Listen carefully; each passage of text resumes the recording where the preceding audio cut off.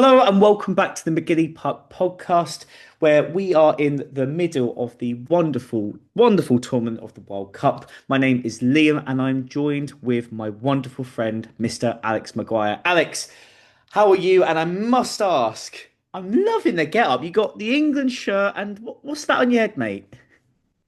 It's a Scottish hat called a tam o' shanty. Now, I bought it when I was on holiday in Northumberland last year, and we crossed the border into Scotland. So I thought, well, when in Rome, or Scotland in this case, um, and obviously we've got the two of the home nations in the tournament. So I thought, well, why not? I must say, it's different what I've seen. I like it though. I rate it. You're supporting the home nations. I see. Very, very, very passionate with it. I must say, I'm actually, as you know, I'm away in Gran Canaria at the moment, and I've been in the wonderful pubs here, with a lot of different countries watching their team playing the World Cup. And I must say, I watched the Scotland and Morocco game the other night, and I must say there was such a nice. They were all sitting amongst themselves in this bar, and everyone was getting along. They were all having pictures together. And when Morocco scored, the Scottish fans, I mean, keep in mind, I might actually put a clip on this right here, right now, with all the Scotland fans, and they actually applauded Morocco when they scored their first goal, which I'm just not used to, in football. You know, when you go No. Premier League and the opposition scores a lot of swearing. Yeah, No, in this case, it was all friendly and also just what how football should be. And I think this is what the yes. beauty of the World Cup in itself. It just brings out the best in everyone. Yeah, it does. And by the way, I've heard that the Scots have drunk the bars in Boston dry. Good on Good them. on We 'em. love it. And the English when they went to Dallas, and they drunk Dallas dry as well. So the English are going to drink Boston dry again, probably revenge for the dumping of the tea in Boston Harbour. We'll drink them dry. Oh, it's Um, brilliant. Brilliant, but brilliant. yeah, no, the Scottish have been absolute. So here's the thing: because of how Scotland have been in Boston, there is now because they've stuck cones on statues' heads because there's a statue in Glasgow, in George Square in Glasgow, with a cone on its head. They've done that with all the statues in Boston. And because of that, the Bostonians have had, oh, well, we'll just keep them as it is. And they're twinning now with Glasgow. Oh, They're, brilliant. they are, Boston and Glasgow are now twin cities because of it. So, I yeah, did not know that at all. My yeah. God. So it's brilliant. I must say, I mean, this has been. I probably said this the last time back in 2022, how good that World Cup was for me. But this has just been so extraordinary. Like, you cannot call what is going to happen. There've been so many upsets with results. Teams that you thought should have won didn't. Like, for example, with Spain and Cape Verde. I mean, I Yeah. thought Spain were going to walk it, really. And then to get a point, the goalkeeper as well, how he was in tears. Vizinho. What a brilliant. Vizinho, yeah. His mum actually spoke out and said, "Well, I kind of knew he was going to do it because obviously mother's child, obviously, but her visa has now been waived, so she can be allowed to watch her son play against in Cape Verde's next game, which Oh, is, I fantastic. believe, is Uruguay. So You when know, Cape Verde play Uruguay, did you her see? his mum will be there and watching him play. Did you see his Instagram post as well and how much it meant to him at the end of the game where he was in tears? He's been waiting so Yes. long in his career to play in the World Yeah. Cup. And I think the only thing that's a shame about it is that if he was 20 years younger, I think every club in the world would be coming in for him, wouldn't they? I mean, it was probably up Oh, there for the finest goalkeeping performance I think I've ever known in my life. I can't you know what? I From him can't at think of United. on that level as well against that type of team. Do you know what I mean? Like I Yeah. couldn't believe it when I saw it, and it was just you were in the end. I mean, I've got no relation, I've got no connections with Cape Verde at all. But I think if you'd watched me watching the game, you would have thought that I was from there or had some sort of Oh, family connection. yeah. It was almost like obviously Saudi Arabia beating Argentina all over again, but this time without the goals. It was I loved it. So I was at work. I watched half of it in the cleaning cupboard at work as I was doing my things. Yeah, Cape Verde were awesome. I think they're everybody's new favourite team. Yeah. Um, them and Curacao. The minnows have really brought something to this tournament. I love them. God bless them. I think can we expand it to like 54 next time? Because I want more minnows coming along and joining the party. I think they're brilliant. I love them. I think I think they have brought so much joy to this tournament. It's. And I then think it's Saudi Arabia tonight against the Spanish. Come on, Saudi Arabia. I love them. That's fantastic. I just think to myself that the best thing that they did was increase the amount of teams that they have in this competition. Yeah. I always seem to remember whenever we've played in the World Cup before, like you play a game and then literally not long after you're playing again. So I sort of just Yeah. think of it like now, like you get a bit more of a break plus more games. It's just fantastic. Like I'm on holiday at the moment. It's just brilliant. It's just Yeah. football all times. Like if you need a football top up, just go have a look who's playing soon and you've got a game. It's Uh, wonderful. I mean, obviously, I've not been able to watch the middle of the night games, but I've got the highlights, so I haven't really missed a minute Hmm. of the games. I think they're brilliant. It's just like you say, it's one of the best World Cups I've ever known, and we were all skeptical with it being part of it being in America, not being a football or soccer mad nation, as what they would call it. Um, but they've adopted all the teams. They found a team to get behind, and they love it. The Canadians as well, the Mexicans. I mean, Canada's not really a football nation. That's more ice Look at hockey. America. Look how well they're I doing. know. It's just mad. Yeah, America, they are dangerous under Mm. Mauricio Pochettino, and they are through. Well, obviously we can't face them now. We could potentially face one of the minnows if we top our group.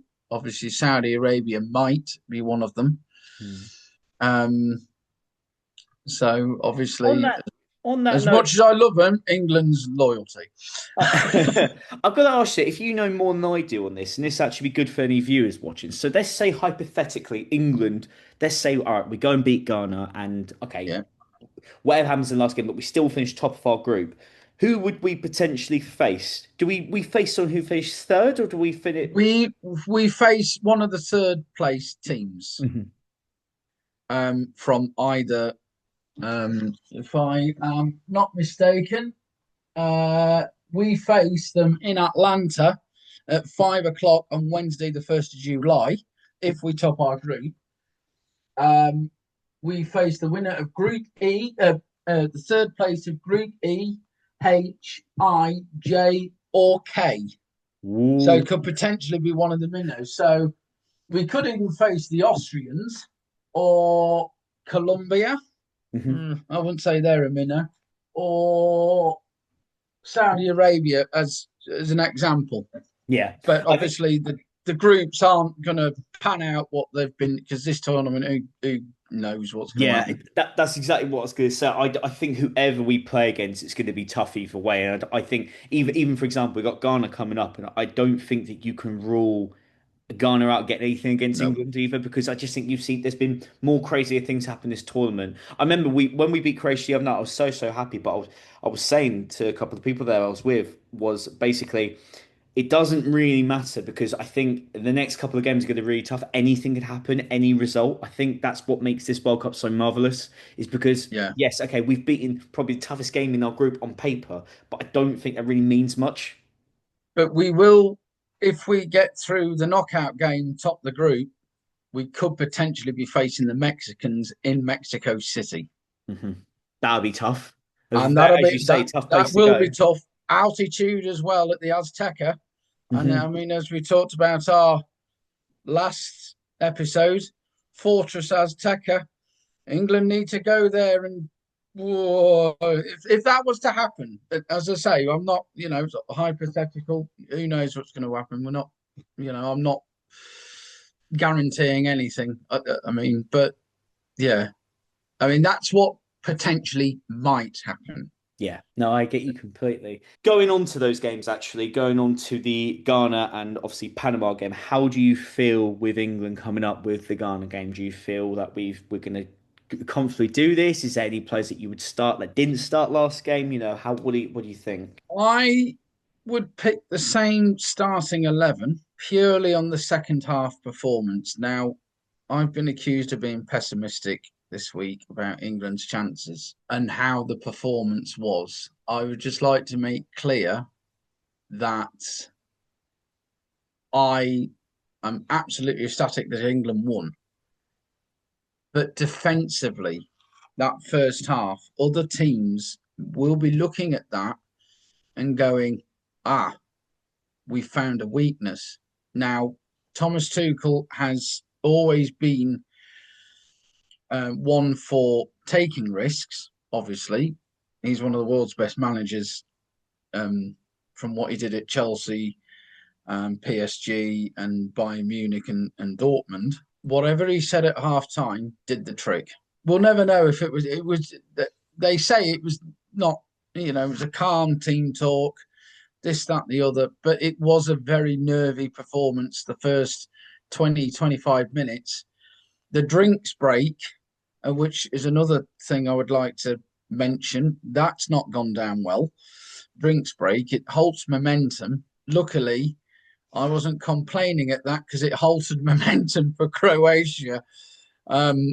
But yeah, we needed that drinks break just right, boys. First game, let's not do anything silly. Keep it tight, all this lot.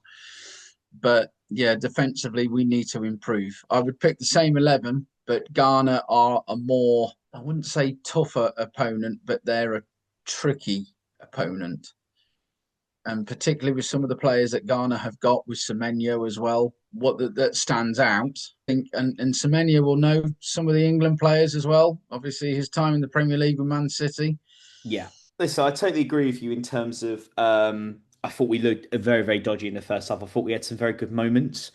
I think Harry Kane is such a difference in that team as well. I do think we've got genuinely one of the best players in the world playing up front, which is very, very fortunate because obviously these days strikers are very hard to come by. But I do think with Harry Kane, there's a real, real danger going forward, and there's always going to be. I think we're always going to at least get a goal, in my opinion, given how good he is. Yeah, Not to take away from Batrunia and Musa's finish for Croatia because I think they took both their goals extremely well and they were great goals. that But I do that agree. second goal. Sorry to interrupt. That second goal for Croatia, no goalkeeper in the world is going to stop that. Yeah, that's what I was going to say. That, that Not nobody that would have beaten anyone. I don't care who you were playing. That was an absolute crackerjack of a goal. not to take back from their goals at all, because as you say, they were brilliant goals. I just think to myself defensively at moments we really lacked. I didn't think it was Rice's best game in an England shirt, and I did really feel at times that we did miss Harry Maguire. Listen, don't get me wrong, I like Konsa. I think he's a great player. I would have rather had Harry Maguire in that team just because him. And as I say, I don't think he's particularly had a bad season at Manchester United that's just gone by. But I do think he would have been more of a benefit to that team just because of what Harry Maguire has produced for England previously and what it means to him. Granted, I bet he must be devastated, but I do understand. Look, if this is what's going to work for the team and we're going to win games, I'm all for it. Mm. But at the end of the day, I think, as you say yourself, Garnet is not a tougher game, but I think it's going to be trickier. And if we can keep Semenyo quiet, I think there's a real chance that England can win this as well. And I am optimistic when it comes to England. We're going to go all the way. We're going to go all the way. We're going to I do it. I hope so, but defensively we have to improve. I just let's try and top the group first, Yeah, then see what happens. I'm not going to say, oh, it's coming home after one game because that would just be stupid, and I'll put the curse on it. yeah. I'd Um, never say that, me. I'd never say that. It's coming home. It's going to happen. what was that? No, nothing. Is the gremlins in this computer or what? Oh, Uh, the Gremlins speak the truth. You see. but no, I want to make clear I want England to win, but I also, given what I'm wearing with my tam O'Shanter, I want Scotland to do well as well. And I feel that we need to speak more about Scotland because I think, were unlucky with a couple of penalties, or potentially one penalty shout against Morocco, Hmm. and that was the McTominay one. Now, It's if that's not a online. So penalty, I don't know what yeah. planet the referee was on. Yeah, I have to say it was a bit of a grey area when I must admit watching it initially, but yeah, I think I would have just given it to them as well. It was such a shame for them in that game as well because I honestly thought over the 90 minutes they played really, really well, but Yeah, it they was just did. such a shame they had such a poor start, like conceding so early on as well, which I think was a completely avoidable goal as well. But yeah, listen, the one thing I better say, it's not over for them. Well, they've only got the easy task against Brazil, haven't they, in their last Yeah, I game? mean, who's Brazil got? It's Vinicius. Never heard of Um, him. Never heard of him. Neymar. No, no, Scotland should walk it. No, in all seriousness, Brazil looked dangerous against Haiti. No disrespect to Haiti, that's their first World Cup since 1974. God bless them, but they haven't really got. They're good going forward, but they are like Niagara Falls at the back. They Yeah. they leak very easily. Um, So yeah, the floodgates open for Brazil. Um, a much different performance from Brazil than that against Morocco in New Jersey. I think as well, you think they've got you think about that. You've got Allison in goal. They've got Gabriel at centre back. In midfield, they have is it Fabinho on the bench, or at least he starts most of the time, I think. You got Martinelli, Vinicius, Martinelli, Jesus, Gabriel Jesus, Allison, Vinicius, so much Richarlison. danger. Yeah, I so mean, much so much danger. talent for the Brazilians, Mm. but they will be harking memories back to 1982 when Scotland, okay, they lost 4-1 against Brazil, but it's Scotland against Brazil. And they can't help but go back to Spain 1982 when they scored the first goal against Brazil. Oh, bless it. If they do that, they're on fire. I think Scotland, this is a much different Scotland team to the past. I think they can do it. I think they will do it and they will qualify second. I Hmm. really, really hope. Or third, sorry, they'll qualify third. Yeah, Um, as I say earlier, I mean, look, but yeah. it's so nice of them to be there. And as the other night when I was in the pub with them as well, I spoke to some Scotland fans, and they just said that I said honestly, how do you think you're going to do? Not just tonight, but overall. And their exact words were, "We're just happy to be here." And I just thought that is just Oh, sums it up. most teams like Curacao and Cape Verde Cape Verde, they're never even in their wildest dreams would they ever think, "Oh, I'm qualified for a World Cup." competing with the I mean, best. Cape Verde. I think, as I say, I think they're everybody's new favourite team. Hmm. I really do think they qualify third. Oh, God bless them. I love it. I really hope they do it. I just love the smaller teams. David against Goliath matchups in the World Cup. That's what it's all about. Exactly it is. It's what we love for the sport for. We love the upsets as well, and I'm sure there's more to come as well, certain of it. Obviously, because we're talking about upsets, I think we need to move on to DR Congo and Portugal. Obviously, how that finished in the end, it was 1-1. And I hate to say it, given that he's one of the greatest players of all time, and this is what I want to say first. Before, this is no disrespect for what he has done because he's got so much credit in the bank, but where was Cristiano Ronaldo? We can't not talk about how poor he was rated 6.7 in the game when his arch nemesis Lionel Messi scoring a hat trick in his first game against the Algerians. I don't understand how I don't understand how he wasn't subbed off. Personally, I just and I just don't think because basically the argument is they're saying, oh well, Cristiano Ronaldo wasn't getting enough service. I watched that game with my own eyes. I saw Bruno Yeah. Fernandes twice, and Neves as well also tried to give Cristiano Ronaldo the ball. I think it's a shame because no one's really crediting DR Congo's their centre backs how good they were because they were Oh, they stopping were. everything, Yeah. everything going into Cristiano Ronaldo. Now you could argue, listen, I want to give that first praise to them because they were brilliant, but I honestly thought that there wasn't enough running about around from CR7. There just wasn't enough from Ronaldo, and I I think, think, yeah, sorry, there was a bit of, sorry to interrupt, there was a bit of bit of arrogance from Portugal. Like, oh, we're expected to walk this, that, and the other. And I think that was more pressure on Portugal, expectation, over expectation on Portugal. And there was over expectation on Ronaldo as well. And I think that was another issue. Old Father Time has caught up with him. Yeah. I think it happens to us all. No matter how many face creams or oxygen chambers that Hair we go products, to, and aftershaves, clothing brands. aftershave, wrinkle God, the creams, multi-billionaire, £1 million a multi week.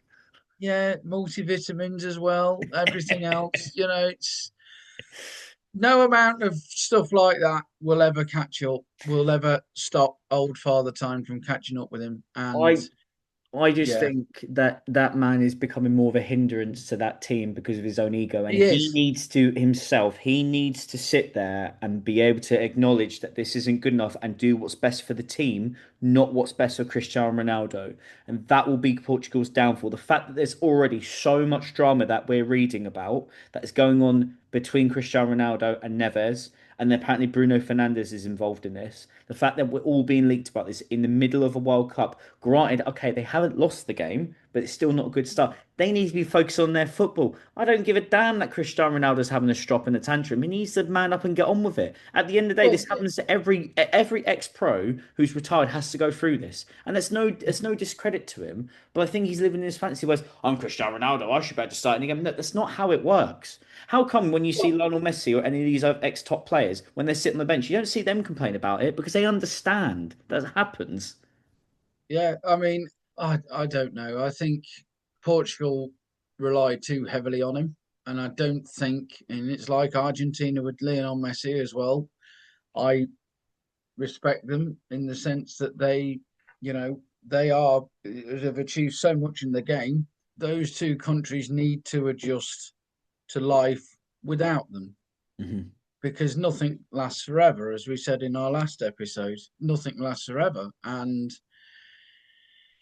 I think Cristiano Ronaldo, as he's won a European Championship with Portugal 10 years ago. I It's think sad. time to say It's thank so you, sad because farewell. I shouldn't be. It's a real shame because given what he's done for football, he's one of the finest goal scorers of all time. Yet he's been every. I mean, if I go on my Instagram right now, I'm sure I see a Cristiano Ronaldo meme. But a player of his caliber, he shouldn't be regarded like this. Do you know what I mean? And I, it was the first time. I mean, I think what makes it worse, as I say, it's probably because of Lionel Messi scoring a hat-trick past Algeria, which we'll come on to that in a second. But it's the fact, Mm-hmm. I think there's no way that won't play on his mind that a man at 38 has been able to do it still at the top level on that stage. Granted, it's Algeria with respect, but I think Yeah, it's just the fact that obviously, what is Messi after one game, he was the top goal scorer, and whereas Ronaldo playing against DR Congo, which on paper is an easier side than Algeria, but just couldn't do it. And I yeah. think that's what I mean, makes it worse. Ronaldo is 41. Hmm. I mean, Ryan Giggs, when he played at United until about what 39, 40. But even he knew when his time was up, and that's the trouble with Cristiano Ronaldo. In my honest opinion, I don't think he knows when time is up because of his own ego.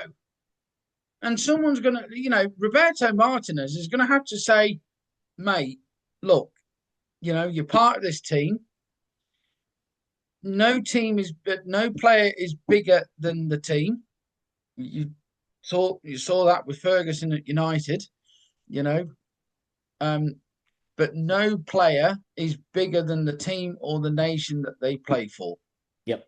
I And I totally, think totally agree with that. Cristiano Ronaldo needs to get into his inflated, egotistical mind that he says, "Oh no, Roberto Martinez needs to sit down, have a look, because otherwise Portugal are going to end up like the French did in 2010, out the group stage, disarray, complete. Oh, it was a mess. And You can see Portugal them go. are I going to can be see like them going that. out of it. If it, I Oh, don't see them I going think, far I because of think, yeah. this. But this I is think how Portugal ridiculous will it's go out. getting. Mm. But Portugal will go out.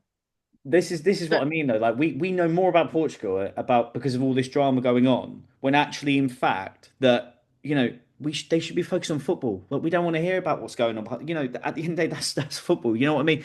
The fact that this drama could actually lead onto the pitch to get them out of this tournament, which could be potentially happen, it's just Yeah, bonkers. Just because we are talking about obviously Cristiano Ronaldo, I think it's right to mention about Argentina versus Algeria. Obviously, 3-0 as I mentioned, Lionel Messi hat trick. I mean, look, I'm going to say this as well. By the way, you know how I feel about Lionel Messi. Lionel Messi is my hero. I absolutely love him, absolutely. and this just cements why I love him even more. I would, if I saw him, I would get down on my hands and knees and praise him, and then want to kiss that left leg and just ask how he does it.